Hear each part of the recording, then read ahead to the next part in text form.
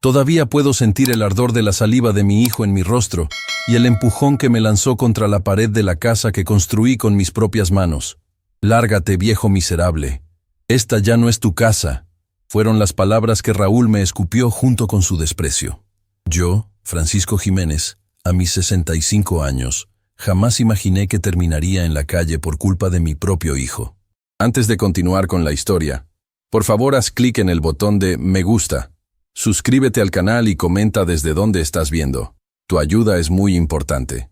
Todo comenzó esa mañana del 15 de marzo. Como siempre, me levanté temprano para preparar el desayuno para mi nieto Emilio. Ese pequeño de 10 años era mi razón de vivir desde que mi esposa Luisa falleció hace 5 años. Mientras preparaba el café, escuché pasos apresurados bajando la escalera. Era Verónica, mi nuera, con una expresión que nunca había visto antes. «Hoy no llevarás a Emilio a la escuela», me dijo sin siquiera darme los buenos días. «Raúl y yo necesitamos hablar contigo urgentemente». Cuando Emilio bajó, percibió la tensión y me miró con ojos preocupados. Le sonreí para tranquilizarlo, sin saber que sería la última vez que desayunaríamos juntos en esa casa. Tras llevarse a mi nieto, Verónica regresó acompañada de Raúl. Mi hijo de 40 años, que solía ser un niño risueño, ahora tenía el rostro endurecido por años de resentimiento que yo ni siquiera sabía que existían. «Papá, esto no puede continuar así», comenzó Raúl, arrojando unos papeles sobre la mesa. «Hemos decidido vender la casa». Sentí como si me hubieran dado un puñetazo en el estómago. ¿Vender? Esta casa la construí yo, con el sudor de 40 años trabajando como contador. ¿De qué estás hablando? Ya revisamos los documentos, intervino Verónica. La mitad de la propiedad le corresponde a Raúl por herencia de su madre, y necesitamos el dinero. Fue entonces cuando descubrí la terrible verdad. Mi hijo había perdido su trabajo como gerente hace más de 8 meses, pero seguía saliendo cada mañana con su traje, fingiendo que todo estaba bien. En realidad, él y Verónica habían acumulado deudas enormes por apuestas y un estilo de vida que no podían mantener. Mientras tanto, yo había estado pagando la mayoría de los gastos de la casa, incluida la escuela privada de Emilio. Si necesitaban ayuda, ¿por qué no me lo dijeron? Soy tu padre, Raúl. ¿Ayuda?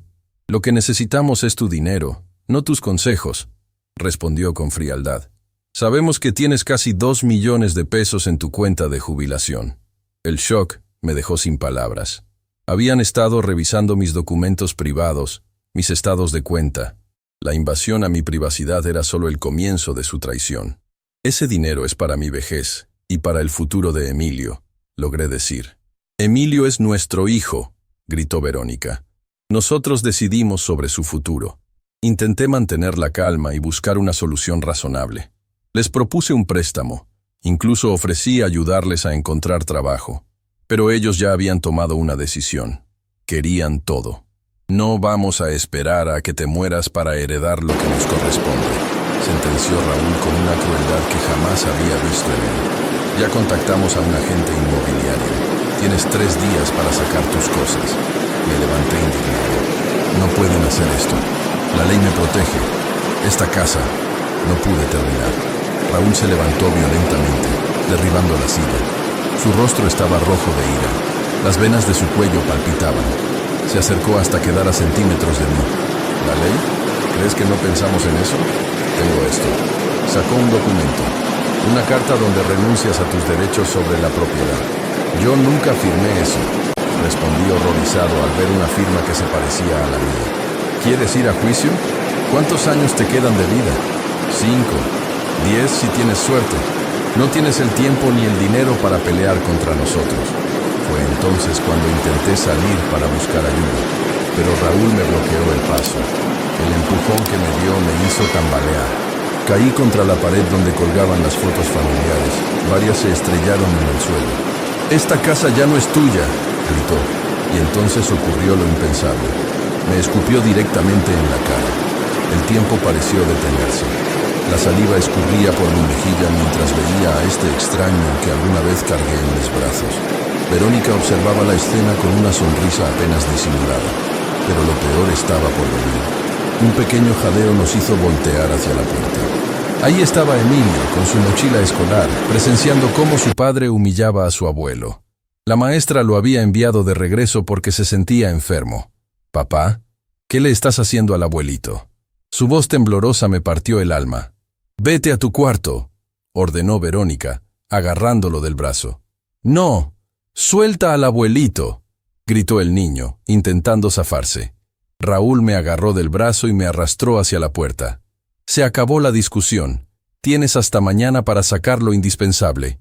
El resto se queda». «¡Abuelito!». Los gritos de Emilio resonaban mientras Verónica lo sujetaba. «Tranquilo, mijito. Todo estará bien», alcancé a decirle antes de que la puerta se cerrara en mi cara. Me quedé parado frente a mi propia casa, con la mejilla húmeda por la saliva de mi hijo y el corazón destrozado.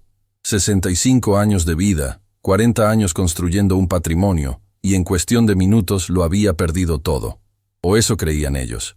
No sabían que Francisco Jiménez no se rendía tan fácilmente. Si querían guerra, guerra tendrían.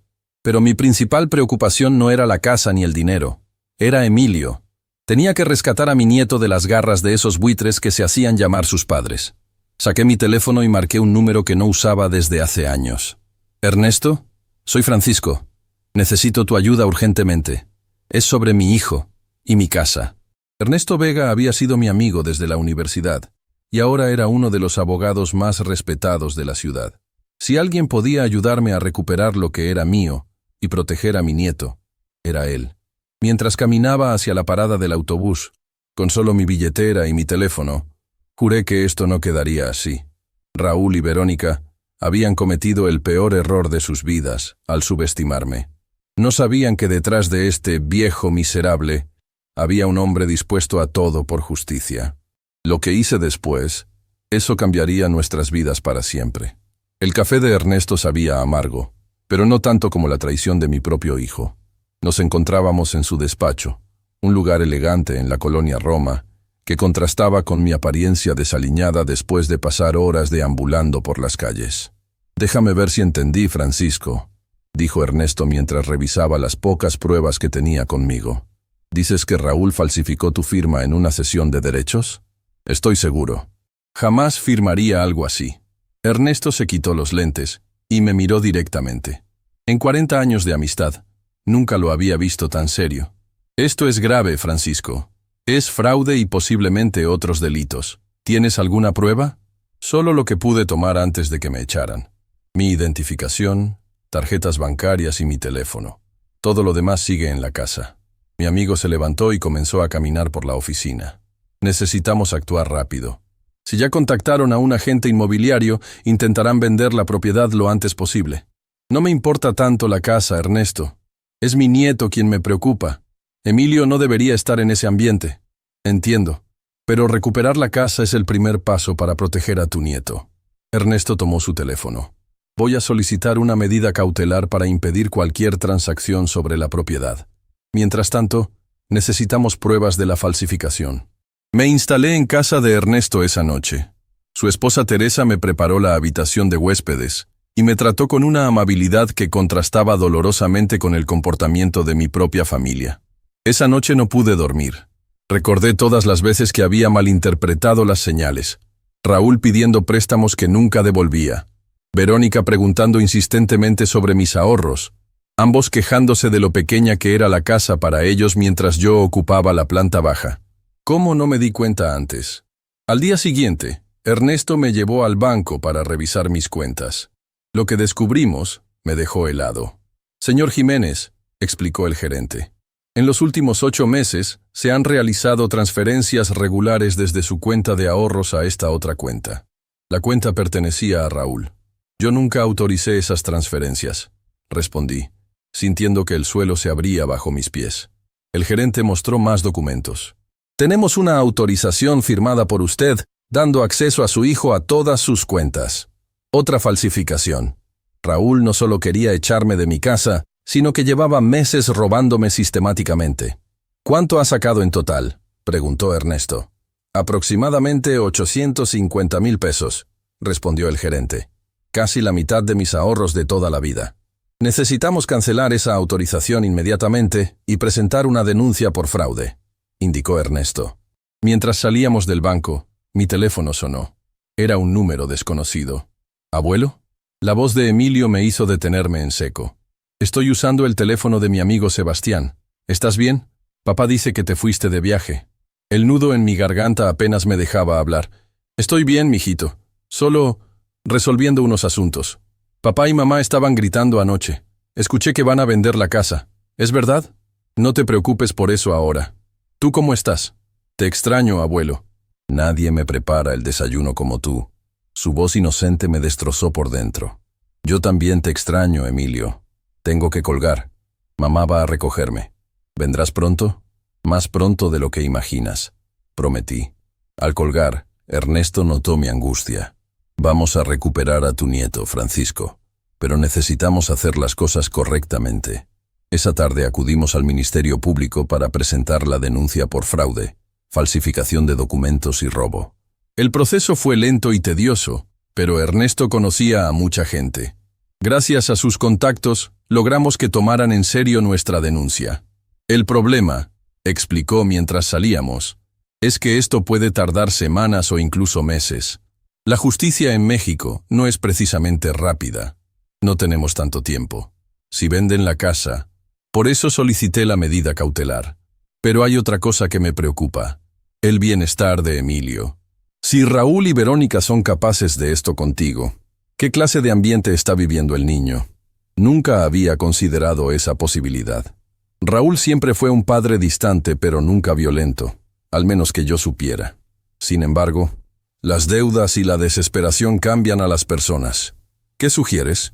Necesitamos documentar todo.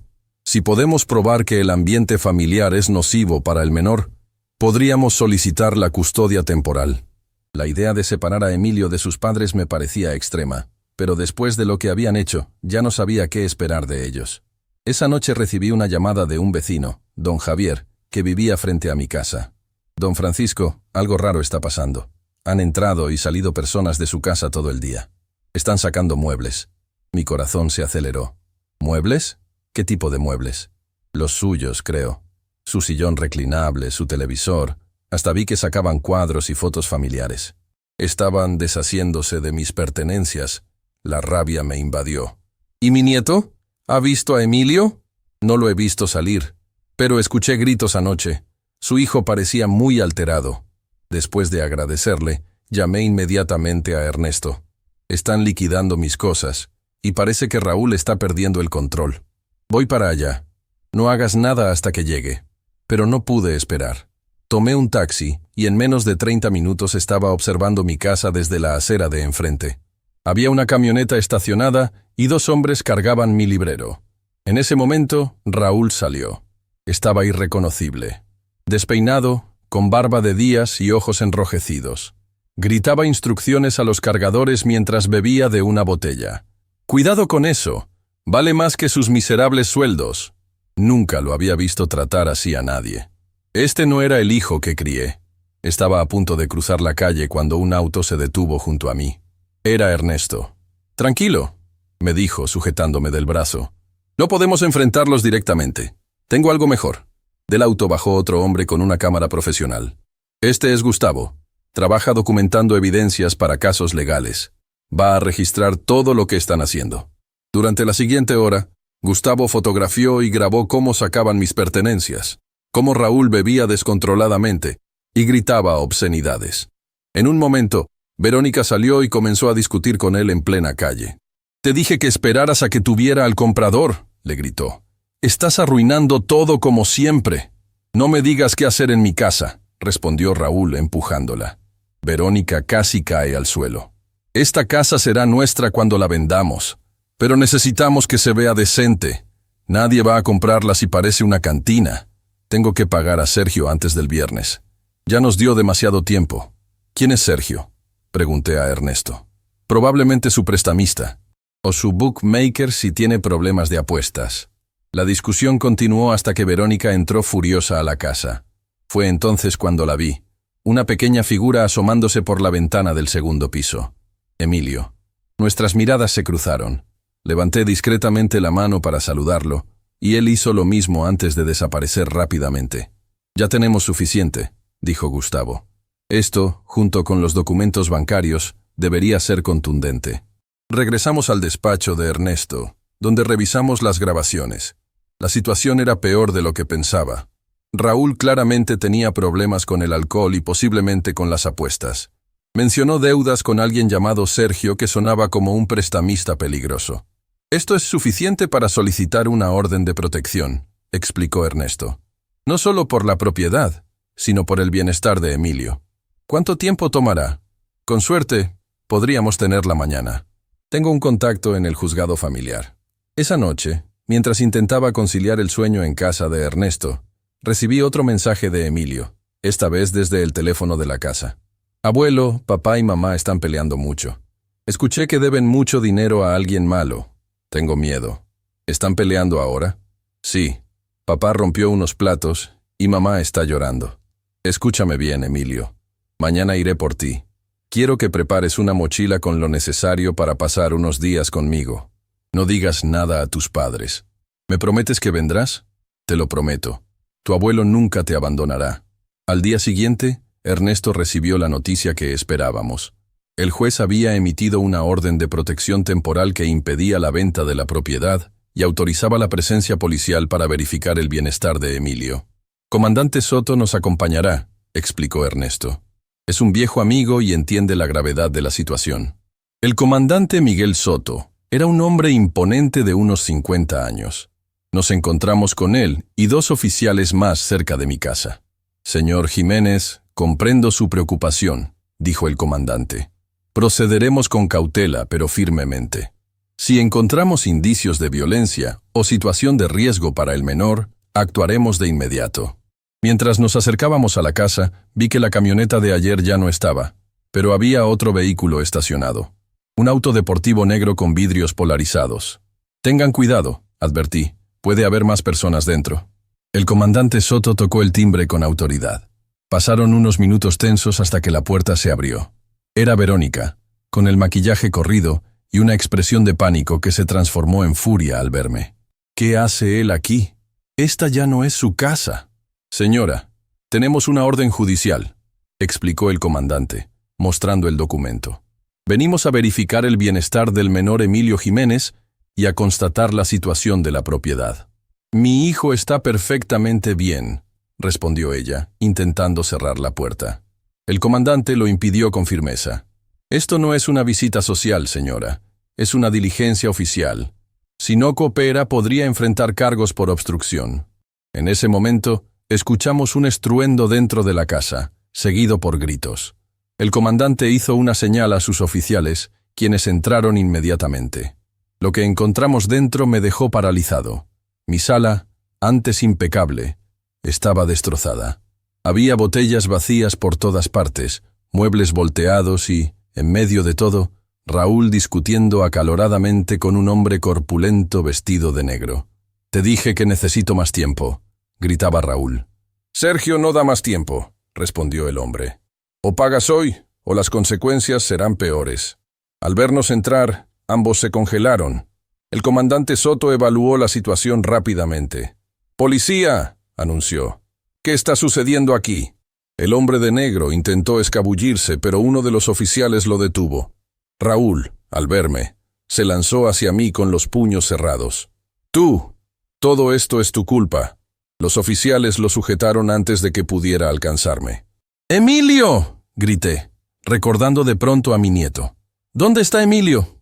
Subí las escaleras corriendo seguido por Ernesto. Encontré a mi nieto escondido en su armario, abrazando su mochila, con lágrimas en los ojos. «Abuelo», susurró al verme, «viniste como lo prometiste». Lo abracé con todas mis fuerzas. «Claro que sí, mijito. Tu abuelo siempre cumple sus promesas». Cuando bajamos, la situación se había calmado un poco. El hombre de negro estaba esposado y siendo interrogado por un oficial, mientras el comandante Soto hablaba con Raúl y Verónica.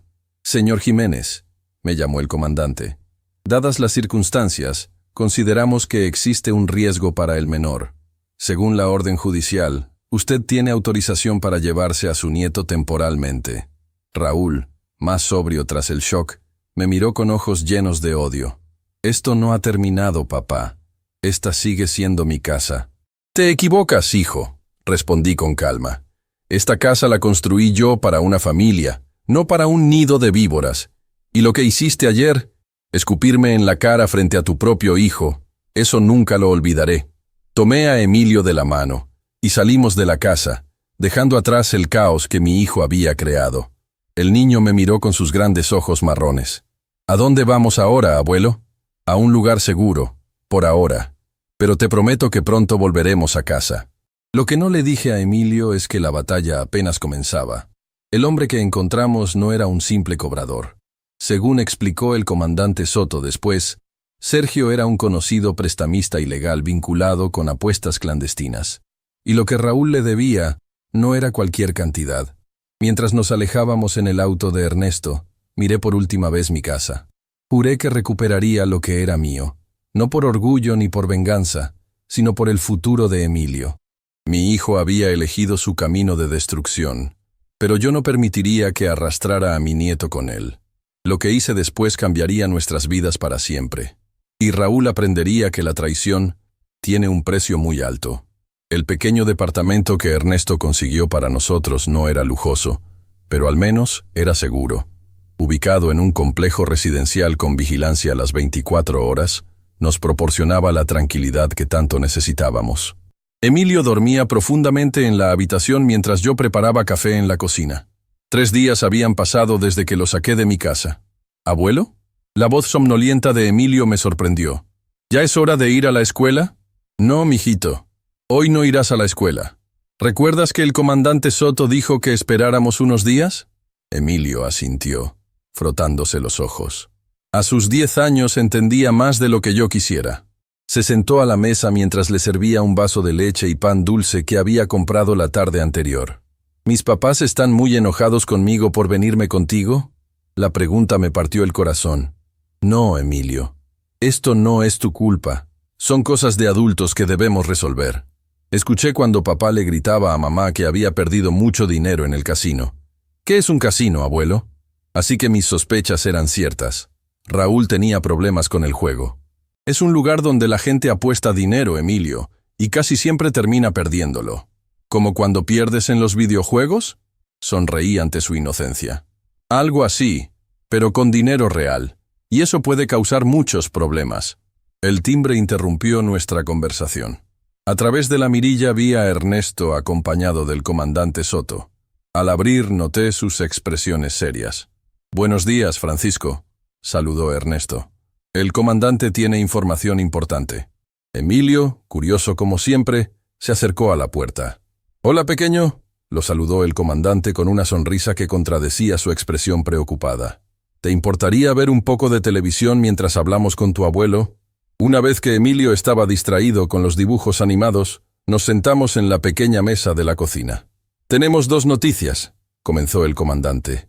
Primero, el hombre que encontramos en su casa, el cobrador de Sergio, tenía una orden de aprehensión pendiente. Lo estamos investigando y está proporcionando información valiosa. ¿Sobre Raúl? Sobre toda la operación. Su hijo debe aproximadamente 1.2 millones de pesos a una red de prestamistas ilegales vinculados con casinos clandestinos. Han estado presionándolo para que pague, y parece que la venta de su casa era su última esperanza. Me hundí en la silla. La situación era peor de lo que imaginaba. ¿Y la segunda noticia?, preguntó Ernesto. El comandante sacó su teléfono y me mostró una foto que me dejó helado. Mi casa con todas las ventanas cubiertas con tablas de madera. Esto fue ayer. Al parecer, después de nuestra visita, Raúl entró en crisis. Destruyó parte del mobiliario y luego abandonó la propiedad. Hemos intentado localizarlo, pero parece que tanto él como su esposa han desaparecido. ¿Desaparecido? ¿Cómo que desaparecido? Los vecinos reportan que salieron con maletas la noche anterior. Un taxi los recogió y no han regresado. La casa está completamente cerrada. Pensé en todas mis pertenencias, los recuerdos de mi vida con Luisa, los álbumes familiares que aún quedaban dentro. Necesito entrar a mi casa. Eso es posible, respondió el comandante.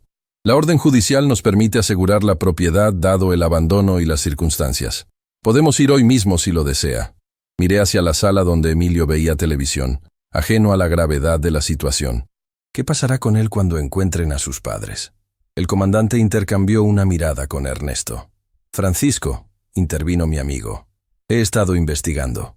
Dado que los padres abandonaron al menor y existe evidencia de un entorno peligroso, podemos solicitar la custodia temporal para ti, al menos hasta que se resuelva la situación legal. ¿Creen que Raúl y Verónica estén huyendo de la ciudad?, pregunté. Es probable, respondió el comandante. Los prestamistas como Sergio no son precisamente pacientes. Si no pueden pagar, lo mejor para ellos es desaparecer. Pero me dejaron a su hijo, murmuré, aún incrédulo. Quizás sea lo mejor por ahora, dijo Ernesto. Emilio está seguro contigo. Decidimos ir a la casa esa misma mañana. Llamé a Teresa, la esposa de Ernesto, quien amablemente accedió a cuidar a Emilio unas horas. Le expliqué al niño que iría a buscar algunas de sus cosas y que volvería pronto. ¿Mis papás estarán ahí?, preguntó con voz temblorosa. No lo sé, mijito, pero si están, hablaremos con ellos. ¿Está bien? Me abrazó fuertemente antes de irme. Ten cuidado, abuelo. Llegamos a la casa acompañados por el comandante Soto y 2 oficiales. El vecindario parecía diferente, como si la traición de Raúl hubiera oscurecido hasta el aire que respirábamos. Don Javier, mi vecino, salió a saludarnos. Don Francisco, qué bueno verlo. Estaba preocupado. Su hijo y su nuera se fueron como ladrones en la noche. ¿Notó algo extraño antes de que se fueran? Llegaron unos hombres en una camioneta negra. No parecían amistosos. Estuvieron dentro como 1 hora y luego se fueron. Después de eso, su hijo y su nuera salieron con maletas y se fueron en un taxi. El comandante tomó nota de esta información mientras uno de los oficiales forzaba la entrada, ya que las cerraduras habían sido cambiadas. Lo que encontramos dentro me dejó sin palabras. Mi hermosa casa, construida con tanto esfuerzo, estaba irreconocible. Muebles destrozados, paredes con agujeros, vidrios rotos. Parecía que un huracán había pasado por allí. «Santo Dios», murmuró Ernesto. Caminé por lo que quedaba de mi sala, pisando fragmentos de lo que alguna vez fueron mis recuerdos. Las fotos familiares estaban hechas añicos, los libros desgarrados. En la cocina, la destrucción continuaba. Platos rotos, electrodomésticos